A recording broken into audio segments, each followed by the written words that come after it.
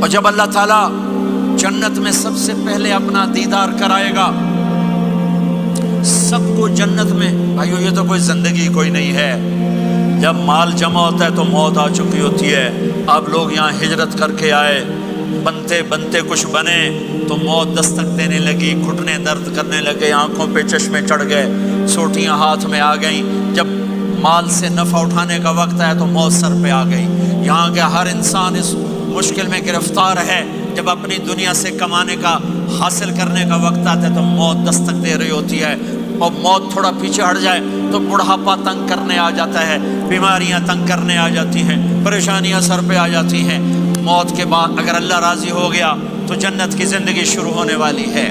جنت کی زندگی شروع ہونے والی ہے جس میں اللہ تعالیٰ سب سے پہلا جو ویلکم کرے گا جنت والوں کو، وہ یہ نہیں کہے گا میرے ایمان والے آ گئے، تہجد والے آ گئے، نمازی آ گئے. پوری تفصیل سنو. اللہ تعالیٰ جب جنت میں بٹھا دے گا جنتی مرد، جنتی عورت.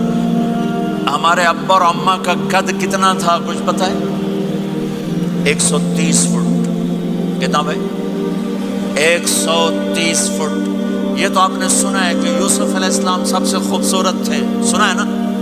یہ بہت کم مرد عورتوں کو پتہ ہوگا کہ عورتوں میں سب سے خوبصورت کون تھا.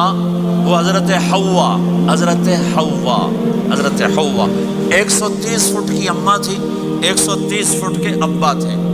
پھر ٹائم کے ساتھ گزرتے گزرتے ہم چھوٹے ہوتے ہوتے ہوتے ہوتے ہوتے ہوتے یہاں تک آ گئے. آگے چل کے اور نیچے ہو جائیں گے. جنت میں یہ قد واپس اللہ دے دے گا. جو ہمارے ملک کا کلچر جنہیں یاد ہے انہیں یاد ہوگا، ایک قوم ہوتی ہے مراسی. پتہ ہے نا مراسی؟ سنا؟ بڑی نازک قوم ہوتی، صرف زبان کی روٹی کھاتے ہیں، کم کو نہیں کرتے. تو زمیندار نے مراسی کے ذمہ لگا یہ میرا گھوڑا ہے، اس کی مالش کر. وہ گھوڑے کی مالش مشکل کام ہے. وہ شروع ہو گیا. جب زمیندار گھر گیا وہ سو گیا. وہ سویا تو چور گھوڑا کھول کے لے گئے. جب صبح اس کی آنکھ کھلی تو گھوڑا غائب تھا. تو اس نے کہا ابھی مارے گئے، آج میری خیر نہیں. وہ گھر گیا، خرگوش لا کے باندھ کے مالش شروع کر دی. جب تھوڑی دیر بعد زمیندار باہر نکلا، اس نے کہا میرا گھوڑا کی دیکھے جی آئے کھلوتا ہے. اس نے کہا تیرا ستیہ ناس ہوئے، گھوڑا ہے وہ تو خرگوش ہے. صحیح گھوڑا ہے، ساری رات مالش کی تھی تو گھس گھس گھس گھس گھس گھس گھس اے آ کھلوتے. ہمارے اماں ابا تھے 130 فٹ. پیسج آف ٹائم گھستے گھستے گھستے یہ ہمارے قد آ گئے. جنت میں پھر اللہ واپس کرے گا 130 فٹ. ایک عرب نوجوان کہنے لگا اتنے قد کی کیا ضرورت ہے، ہمیں اتنا ہی کافی ہے. میں نے کہا تو یہ پتہ ہے جنت کی کھجور کتنی لمبی ہے؟ کھجور درخت نہیں، پھل دانا کا نہیں. میں نے کہا جنت کی کھجور 25 فٹ لمبی ہے. دانا 25 فٹ کا ایک دانہ ہے. وَتَمْرَتُهَا 12 ذِرَاعًا. تو ہے 5 فٹ. تو کھجور کے نیچے سے گزرا، اوپر سے ایک دانہ تیرے سر کے اوپر گرا، تو وچے مر جاؤنا. پھر مسرات سے معذرت کے ساتھ جنت کی حور کا قد ہے 130 فٹ اور تو گیا 5 فٹ. وہ تو تجھے جیب میں ڈال لے گی. پھر پوچھے میرا ہسبینڈ کدھر گیا ہے؟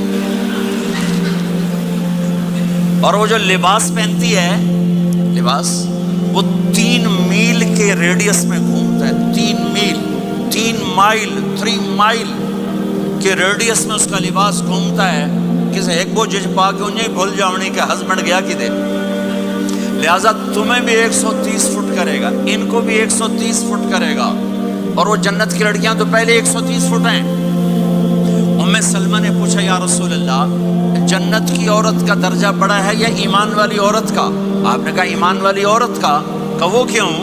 کہا بصلاتہن وصیامہن وعبادتہن. جنت کی عورت نماز نہیں پڑھتی، ایمان والی عورت نماز پڑھتی ہے. جنت کی عورت روزہ نہیں رکھتی، ایمان والی عورت روزہ رکھتی ہے.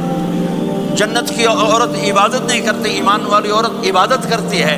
اس کے بدلے میں اللہ تعالیٰ ان کو جنت کی عورتوں سے عالی مقام نصیب فرمائے گا. اور ایمان والی عورت جنت کی عورت سے 70,000 گنا زیادہ خوبصورت ہو جائے گی، 70,000 گنا زیادہ خوبصورت۔ اور جنت میں ایک مقابلہ ہوگا، ایمان والی عورتیں جنت کی عورتیں کٹھی، جنت کی عورتیں کہیں گی زندہ رہیں موت نہ آئی، جوان رہیں بڑھاپا نہ آیا، ہمیشہ راضی رہیں ناراض نہ ہوئی، ہمیشہ ساتھ دیا چھوڑا نہیں۔ اور دنیا کی عورت میں یہ ساری باتیں ہیں، موت بھی آئی، بڑھاپا بھی آیا، لڑائیاں بھی ہوئیں، جھگڑے بھی ہوئے، جدائی بھی ہوئی۔ نیک سے نیک عورت 89 کا حج تھا تو ہم بارڈر پہ بیٹھے تھے مینا کے مزدلفہ کے ساتھ، بھئی فجر کی نماز پڑھیں گے اور نکل جائیں گے۔ تو ایک بڈھا بڈھی نیک ہی تھے جو حج کے لیے چلتے چلتے آ کے ہمارے پاس بیٹھ گئے تھے، ہمارے علاقے کی ہماری زبان تھی، یہاں نہ بیٹھو۔ تھوڑی دیر گزری تو بڈھا کہنے لگا اٹھی ٹھری ہے، سائے سفر پہ ہے۔ وہ کہنے لگی میں تھک پئیاں، میرے کو نہیں ٹریا جاتا۔ تو بڈھا کہنے لگا کہ شیطان بھی چوٹنا ہے، وہ شیطان کو بھی مارنا ہے، کام ڈھیر سارا چلیے۔ وہ کہنے لگا میں تھکی ہوئی، میں کوئی نہیں جانتی۔ دونوں کی لڑائی شروع ہو گئی، مزدلفہ میں لڑائی شروع ہو گئی۔ بڈھا کہنے لگا اتھے پیکے کوئی نہیں جتھے رستے لگی جیسے اگاں ہی ٹرنا ہے۔ اب پتہ نہیں سمجھ میں آیا کہ نہیں، ہے بات بڑی مزدار ہے۔ وہ کہنے لگا ادھر ماں باپ کوئی نہیں، ناراض ہو کے چلی جائے گی، چل اگاں ٹرنا ہے۔ تو یہ دنیا کی عورت میں تو لڑائی بھی ہے، جھگڑا بھی ہے۔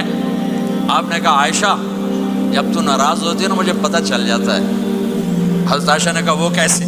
کہ جب تو ناراض ہوتی ہے نا میرے اوپر تو قسم اٹھاتے ہوئے کہتی مجھے ابراہیم کے رب کی قسم، اور جب تو خوش ہوتی ہے تو کہتی ہے محمد کے رب کی قسم۔ مجھے تو سب سے پاکیزہ گھروں میں بھی یہ ہو رہا ہے، اونچنی چوری کھٹپٹ ہو رہی ہے، کھٹپٹ ہو رہی۔ تب ایمان والی عورتیں کیا جواب دیں گی؟ وہ کہیں گی ہم نے نماز پڑھی تم نے نماز نہیں پڑھی، ہم نے روزے رکھے تم نے روزے نہیں رکھے، ہم نے صدقہ کیا تم نے صدقہ نہیں کیا، ہم نے وضو کیے تم نے وضو نہیں کیے۔ تو حضرت عائشہ نے فرمایا تو ایمان والی عورتیں جنت کی عورتوں پہ غالب آ جائیں گی، یہاں مردوں پہ غالب وہاں حوروں پہ غالب، دو آپس سے ناندہ ہی ڈھول ہو جانا ہے۔ تو اللہ جو سب سے پہلا ٹائٹل دے گا، جنت کی ساری نعمتیں ہوں گی اور نوکر آ کے سلام کریں گے سلامن سلاما، اس کا ایک نشہ چڑھے گا۔ پھر فرشتے آ کر کہیں گے سلامن سلاما، اس کا ایک اور نشہ چڑھے گا۔ پھر ایک دم میرے رب کا عرش کھلے گا اور اللہ سامنے آ کر کہے گا سلام